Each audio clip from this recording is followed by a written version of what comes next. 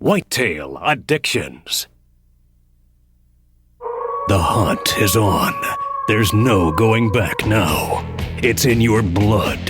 A primal need that must be met. It drives you. It consumes you. It takes you to the edge. What was once a simple pastime has now become your addiction. This season, come share the excitement with a group of fellow whitetail addicts from Lone Wolf. Learn from their time-tested techniques, as well as their mistakes, and be there to experience firsthand the highs and the lows we've all come to thrive on. They are do-it-yourselfers just like you. Their season begins the moment the last one ends. And when it comes time to release an arrow, they come up big. This is Lone Wolf's Whitetail Addictions.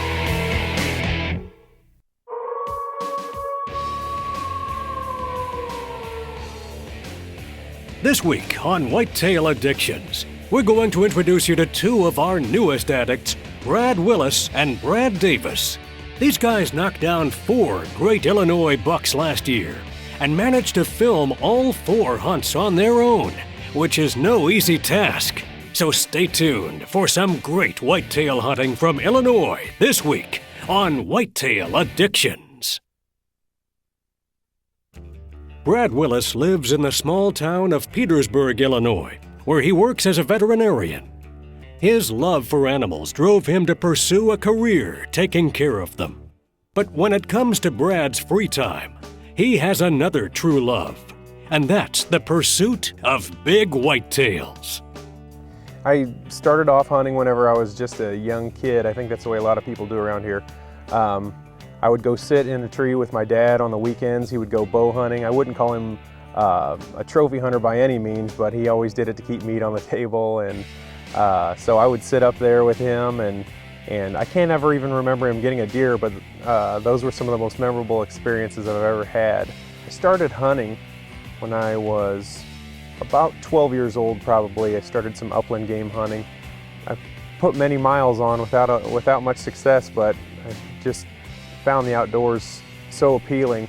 The first time I ever went deer hunting, I was 14 years old, and I was with my dad sitting in a tree 75 yards away from him, and a 100-inch 8-pointer walked by, and that was my first kill. I put 1 clean shot on him and put my tag on him, and that was a very, very proud moment for me. The first deer I ever shot with my bow was a 110-inch 8-pointer. I was 17 years old. I took my dad's old Bear bow out to the timber with me and shot him off the ground at 5 yards. After I killed that first deer, the addiction took hold, and every year thereafter I tried to raise the bar a little bit and kill 130, 140, 150-inch. And then in '06 it actually finally peaked out, and I killed a 178-inch 10-pointer with my bow on the opening day of bow season. When that deer came by and I finally got to put an arrow in, Boone and Crockett class animal, it just felt so amazing. You sit and wait so many hours in a tree stand for that 5-second experience that just brings it all together. And you are just, it's just a roller coaster of emotions coming together all at once, and it just makes you feel like $1 million.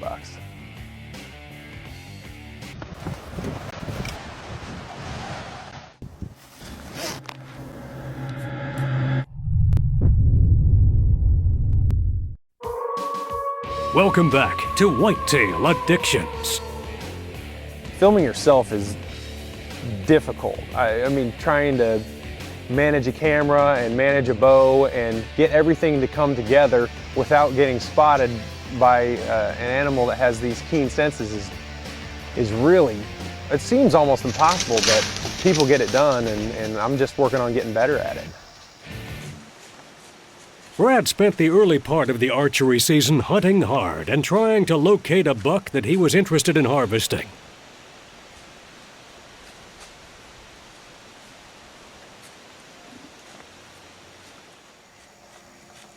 Brad was seeing a lot of nice bucks and captured some great footage, while at the same time honing his camera skills.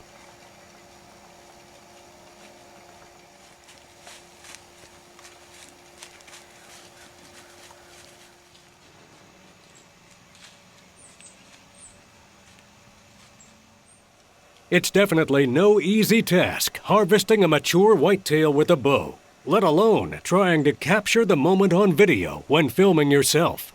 But Brad was determined to get the job done. And on an evening hunt in late October, Brad finally found the deer he was looking for, and he was headed his way.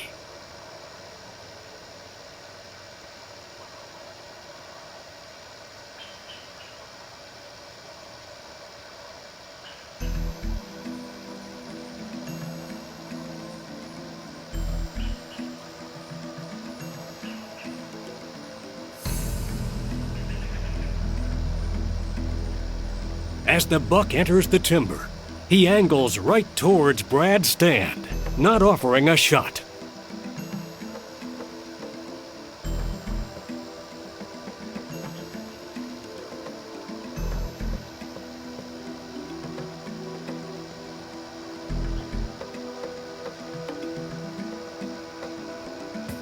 And as he continues on his path, Brad has to adjust his camera to get the buck back on screen. But the sudden movement is caught by the already alert buck.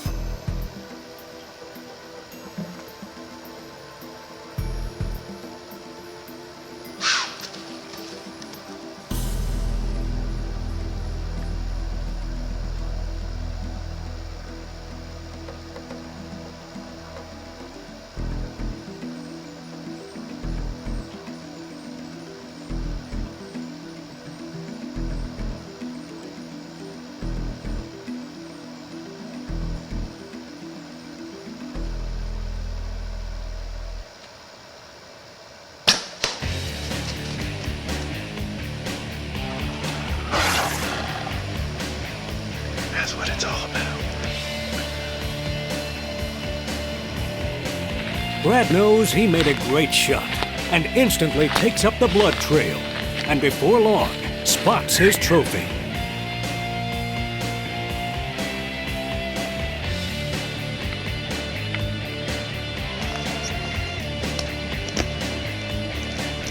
Congratulations on a great buck, Brad.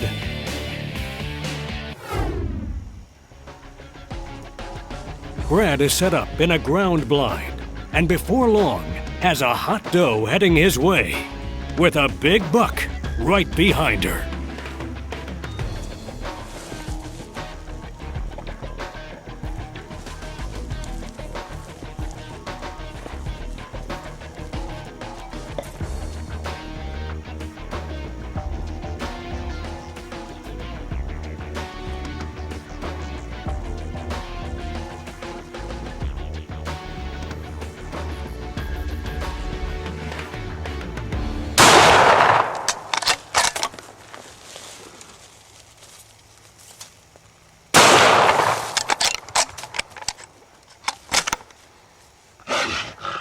I'm sitting here along this log and I can't see anything.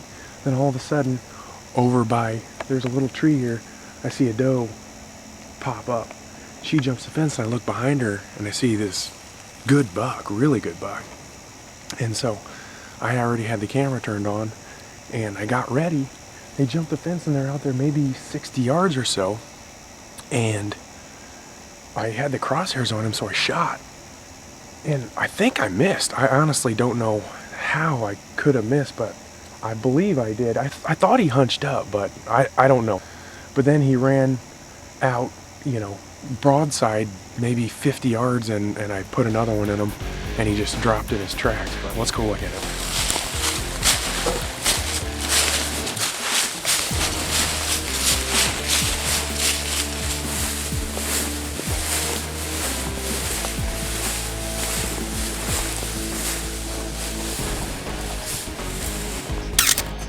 Congratulations on a great buck, Brad. Whitetail Addictions will be right back. Welcome back to Whitetail Addictions. Our next whitetail addict, Brad Davis, is a retired UPS driver from Mattoon, Illinois. Brad's been chasing whitetails for as long as he can remember. And one look around his living room proves that over the years, he's learned a thing or two about what it takes to harvest a mature whitetail.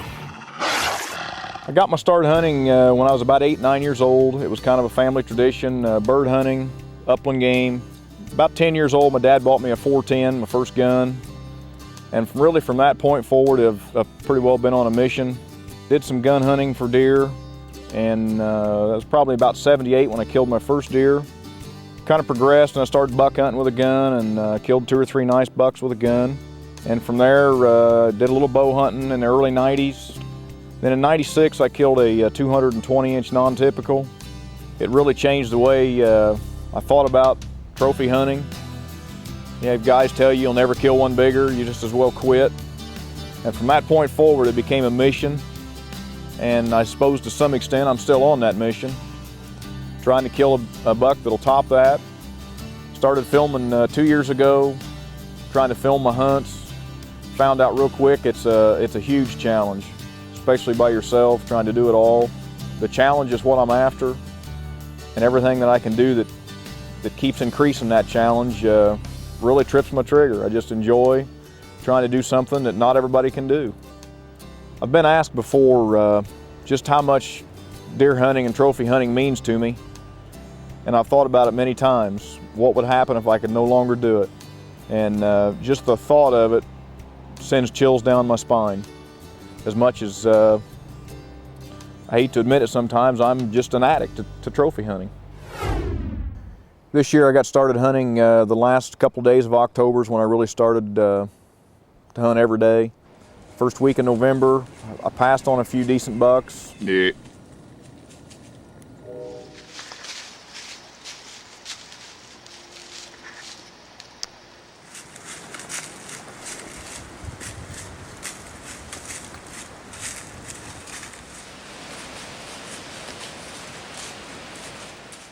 Had one good 11 pointer that I probably would have tried to have killed, but light was fading and I didn't have enough light to get it on video. Let him go. And then on the morning of November 8th, I got into a bedding area that's one of my prime spots. Got in there before daylight, and not much happening early. But then probably an hour, hour and a half after daylight, I caught a glimpse of a couple of good bucks passing through the bedding area and moving my way.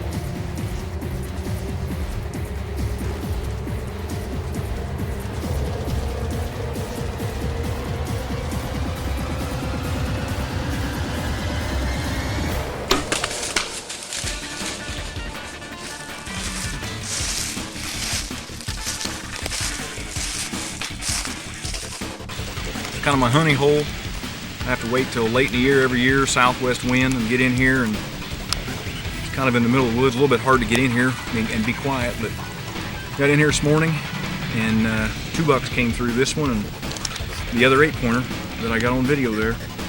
I didn't make the best hit on this one. It's been about 8 hours, and come back and here he is. He's a little bigger than I thought. I thought he'd be about a 150-inch buck, and it looks like he's about 160. I'm thrilled to death. Congratulations on a great buck, Brad. Whitetail Addictions will be right back.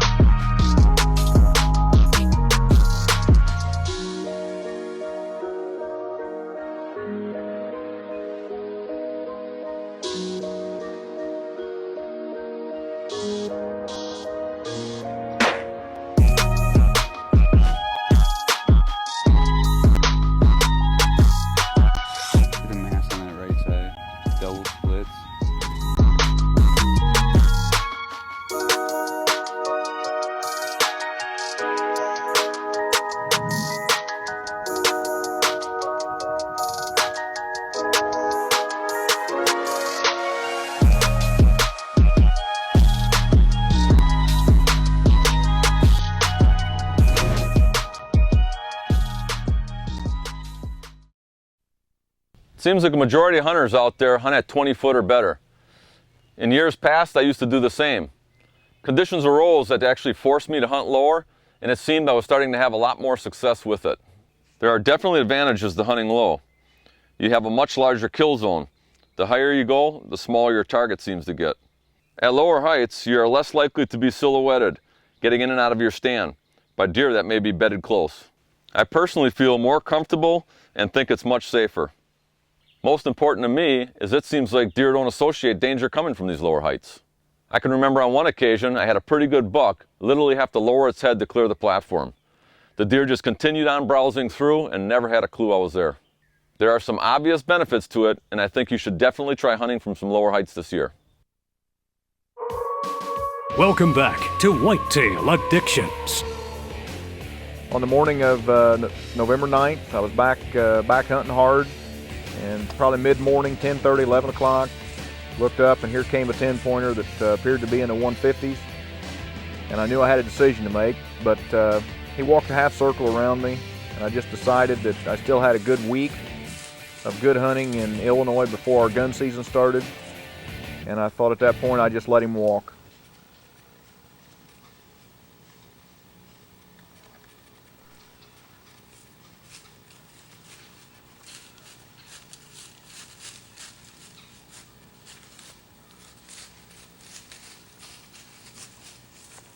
So I let him walk and hunted hard for the next week, every day, and never did get on to anything bigger. On the morning of the 14th, I looked up and here comes this same 10-pointer, and it was exactly a mile away in a different section from where I videoed him the first time. And at this point I'm thinking, well, I got one day before gun season starts, and in Illinois things change drastically for the bow hunters, trophy hunting wise, after gun season hits. I thought if I got a good opportunity to take him, I would.